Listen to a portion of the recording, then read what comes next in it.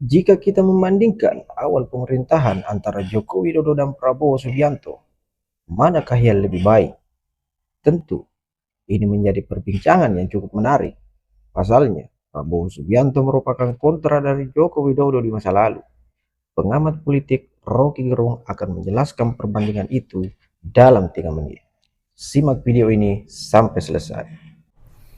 Sebaliknya Pak Prabowo dianggap bahwa legitimasinya kuat. Kenapa? Ya karena kontra dari Jokowi pada waktu itu kan. Jokowi lebih bagus. Dari secara kuantitatif Jokowi lebih bagus tuh. Ya kan Pak Prabowo tidak mampu memanage kekuasaan yang ada di tangan dia secara maksimal. Padahal legitimasi dia lebih kuat dari Jokowi. Dalam perbandingan itu ya Jokowi. Ya dengan legitimasi yang rendah itu, ya legitimasi ya bukan elektabilitas ya. Kan masyarakat sipil menganggap bahwa Jokowi legitimasinya rendah, tapi karena akal-akalan politik elektabilitasnya tinggi itu. Sebaliknya Pak Prabowo dianggap bahwa legitimasinya kuat. Kenapa? Ya karena kontra dari Jokowi pada waktu itu kan. Ya, mestinya kita anggap bahwa oke, kalau dia kontra bikin jarak secara kualitatif dong, bukan secara kuantitatif aja tuh. Itu, tapi mungkin ya dalam 2-3 hari ini akan ada sesuatu yang menunjukkan bahwa oke, Presiden Prabowo mengerti bahwa dia mesti lakukan semacam pembatasan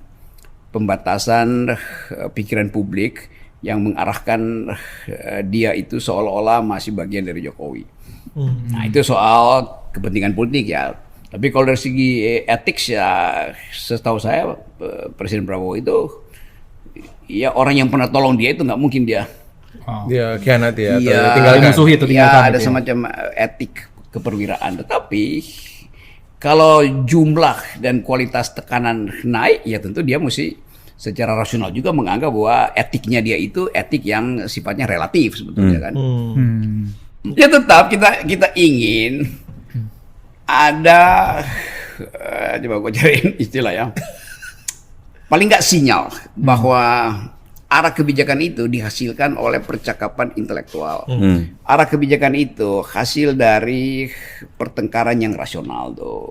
Di awal saya anggap begitu tuh. Karena tetap kita tahu ada tim di situ yang agak rutin bertemu, kendati itu teman-teman dekatnya, sehingga dimungkinkan kita percaya bahwa si ini ngerti ini, pasti akan ngomong dengan Prabowo tentang itu. Si ini ngerti yang sana. Tapi kelihatannya sekarang tim itu udah nggak ada, bubar atau nggak efektif. Kan setiap kali kita dengar ya Prabowo cuma dia ketemu Teddy, ketemu Pras, siapa? Pras, ketemu siapa lagi? Ya macam-macam lah yang R dan J. Tetapi kan itu kita tahu orang-orang di sekitar ini ya bermanfaat secara administratif, tapi tidak bisa mensuplai gagasan intelektual ke presiden kan, atau konseptual bahkan kan. Kan semua itu teknis yang disodorkan kan. Sini mau minta tambahan anggaran dicegah, kalau yang ini yang minta karena itu langsung ada kenikmatan sosial dikasih aja tuh. Jadi siapapun yang berbisik pada Presiden Prabowo tidak ada filter lagi. Jadi dia merangkap semuanya kan. Presiden merangkap Menteri Luar Negeri bahkan.